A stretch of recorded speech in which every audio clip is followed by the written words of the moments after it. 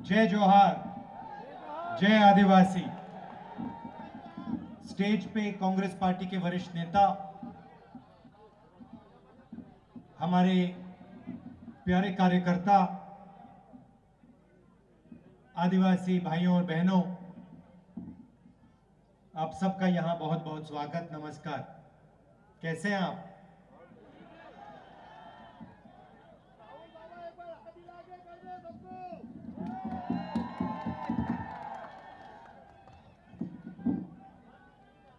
जैसे कमलनाथ जी ने कहा, मैं तांत्या मामा, मेरे लिए तांत्या मामा एक चिन्ह है,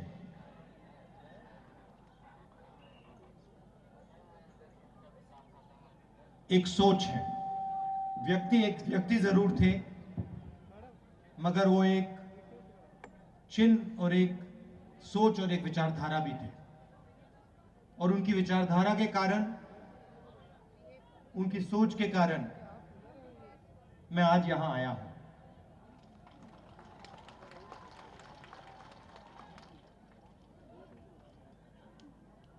आज मैं उनके बारे में पढ़ रहा था और मैंने देखा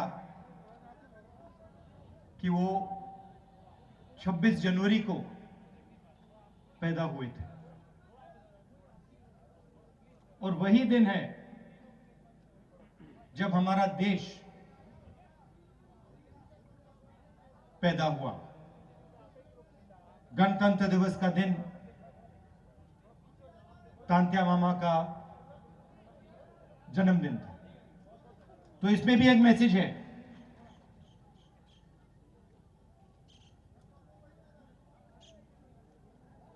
कुछ दिन पहले मैंने महाराष्ट्र में एक भाषण किया और उसमें मैंने आदिवासी शब्द के बारे में बोला।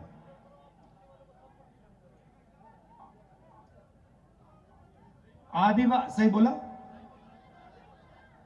आदिवासी का मतलब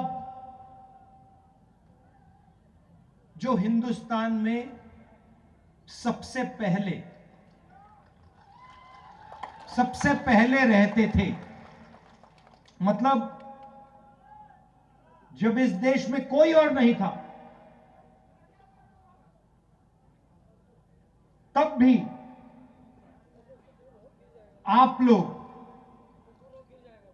इस देश में रहते थे। अगर आप आदिवासी हो और अगर आप यहां सबसे पहले रहते थे, तो इसका मतलब यह बनता है कि आप इस देश के असली मालिक हो।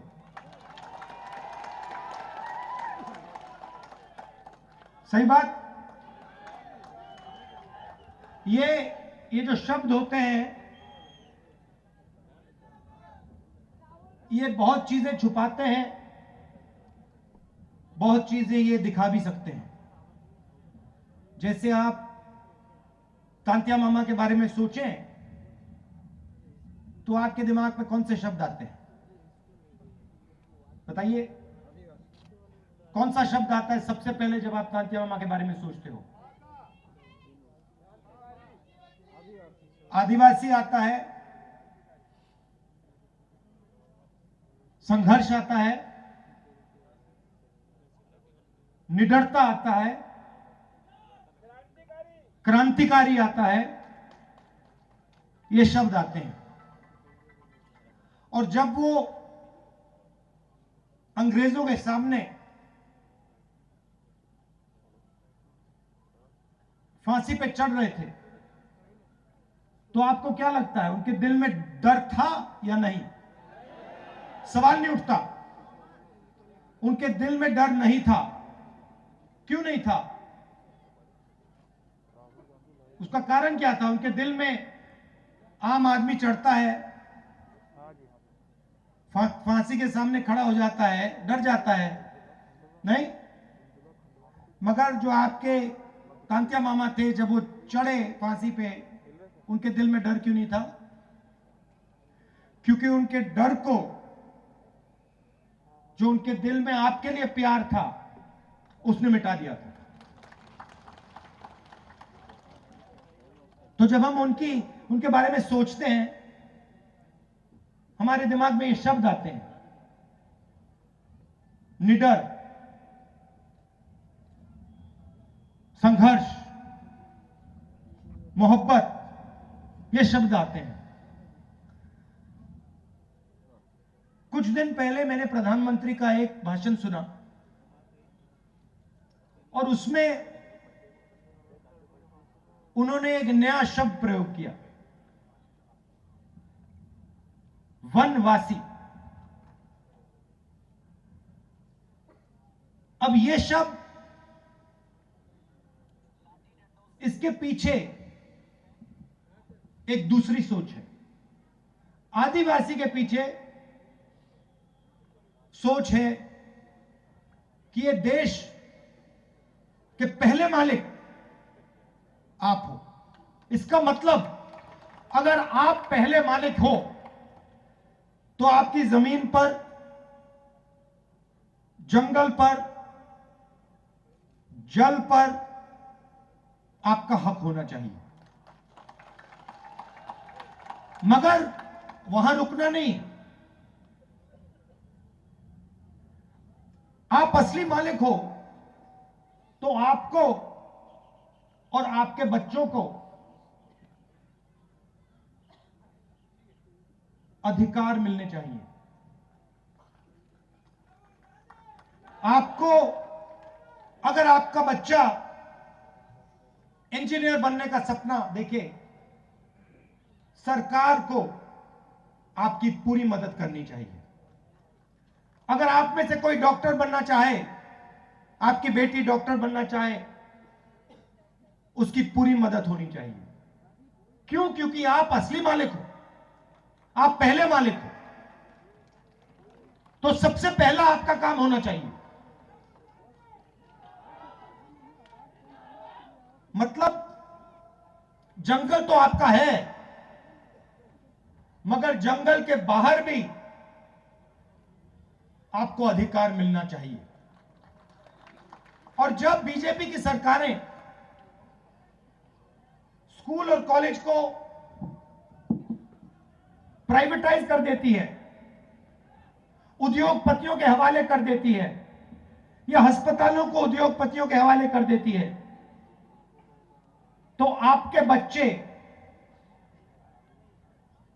शिक्षा नहीं पा पाते और आपके परिवारों को जब अस्पताल की जरूरत होती है, आप वहां नहीं जा पाते। जब बीजेपी पब्लिक सेक्टर को बंद करती है, रेलवेज को, बीएचईएल को प्राइवेटाइज करने का काम, बेचने का काम करती है, तो वो सीधा आदिवासियों को चोट मारती है। देखिए, मैं आपसे पूछता हूं, नोटबंदी से आपको फायदा हुआ या नुकसान? जीएसटी, नोटबंदी और कोरोना के समय जो सरकार ने किया, दलितों को, पिछड़ों को, आदिवासियों को, किसानों को, मजदूरों को उन्होंने चोट मारी। मैं भाषणों में कहता हूं, ये पॉलिसियां नहीं थी, ये हथियार है। अब नरेंद्र मोदी जी एक नया शब्द लाए, वनवासी। इसका मतलब अलग है। सबसे पहला इसका मतलब यह है कि आप पहले मालिक नहीं हो, आप सिर्फ जंगल में रहते हो। पहला मतलब ये। दूसरा मतलब कि जंगल के बाहर आपको, वन के बाहर कोई भी आपको अधिकार नहीं मिलना चाहिए।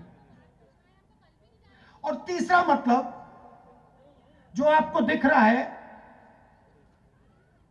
जहां भी हम देखें, बीजेपी की सरकारें जंगल को उद्योगपतियों को दे रही है, जंगल काटे जा रहे हैं। आस्ते आस्ते आस्ते आस्ते आस्ते हिंदुस्तान में जंगल खत्म होते जा रहे हैं। सही बोला, गलत बोला? सही। तो तीसरा मतलब यह है कि जब इस देश से जंगल खत्म हो जाएंगे तो फिर आपके लिए इस देश में कोई जगह नहीं बचेगी। यह तीसरा मतलब है। यह मैंने आपको शब्द क्यों बताए? क्योंकि इन शब्दों के पीछे विचारधारा है। हम आदिवासी कहते हैं क्योंकि हम इस बात को मानते हैं कि आप हिंदुस्तान के असली और पहले मालिक हो। वो वनवासी कहते हैं क्योंकि वो आपके सारे अधिकार आपसे छीनना चाहते हैं और आपको यह याद नहीं दिलाना चाहते कि आप ही इस देश के पहले और असली मालिक हो। तो सबसे पहले मैं चाहता हूं कि ये जो बीजेपी के लोगों ने आपके ऊपर अपमान किया है, ये जो शब्द इन्होंने आपके लिए प्रयोग किया है वनवासी, इसके लिए ये आपसे माफी मांगे। हाथ जोड़ के हिंदुस्तान के आदिवासियों से ये माफी मांगे और उनसे कहे कि आप वनवासी नहीं हो, आप आदिवासी हो और आप हिंदुस्तान के पहले मालिक हो और हम आपको जो भी अधिकार चाहिए वो हम आपको देंगे। और दूसरा काम, माफी मांगने के बाद, पहले नहीं, माफी मांगने के बाद दूसरा काम, जो ये आपसे जंगल छीनते हैं, जो हम पैसा कानून लाए, जमीन अधिग्रहण बिल लाए, फॉरेस्ट राइट एक्ट लाए, इन 3 कानूनों को ये जो कमजोर करते हैं और आपकी जो जमीन है जो आपसे छीनते हैं, आपका जल है, आपका जंगल है जो आपसे छीनते हैं, वो आपको वापस देने का काम शुरू कर दें। और अगर ये नहीं करेंगे तो जैसे ही हमारी यहां सरकार आएगी, हम आदिवासी शब्द का प्रयोग करेंगे और जो आपके हक हैं एक के बाद एक आपको देना शुरू कर देंगे। और जो आपकी जमीन है उसका अधिकार, जल और जंगल का अधिकार आपको वापस देना शुरू कर देंगे। आप जानते हो कि आदिवासियों के खिलाफ सबसे ज्यादा अत्याचार मध्य प्रदेश में होता है। पूरा मध्य प्रदेश का आदिवासी जानता है कि अगर किसी प्रदेश में आदिवासियों के खिलाफ अत्याचार होता है तो उस प्रदेश का नाम मध्य प्रदेश है। ऐसा प्रदेश हमें नहीं चाहिए। हमें आदिवासियों को इज्जत देने वाला प्रदेश चाहिए, आदिवासियों को रक्षा करने वाला प्रदेश चाहिए, और ये जो वनवासी शब्द है इसका प्रदेश हमें नहीं चाहिए। आप सब आए, प्यार से आपने मेरी बात सुनी और आपने मेरी बात बहुत अच्छी तरह समझ ली है। मैं आपके चेहरे देख रहा हूं, आपको बात समझ आ गई है। सब समझ गए हैं। ये जो बीजेपी की विचारधारा है, याद रखिए, अभी हम तांत्या मामा की बात कर रहे हैं। एक सेकंड भाई, तांत्या मामा की बात कर रहे हैं। तांत्या मामा को फांसी पे किसने चढ़ाया? अंग्रेजों ने, सही? और आरएसएस ने अंग्रेजों की मदद की, ये पूरी दुनिया और हिंदुस्तान जानता है। तो याद रखिए, अंग्रेजों ने तांत्या मामा को फांसी पे चढ़ाया, मगर आरएसएस की विचारधारा ने उनकी मदद की। यह भी मत भूलिए, वनवासी शब्द के पीछे यह भी सोच है। और यह सिर्फ तांत्या मामा जी के साथ नहीं किया गया, यह बिरसा मुंडा जी के साथ भी किया गया। इन दोनों महापुरुषों ने आदिवासियों की लड़ाई लड़ी, अंग्रेजों से लड़ाई लड़ी, और कांग्रेस पार्टी ने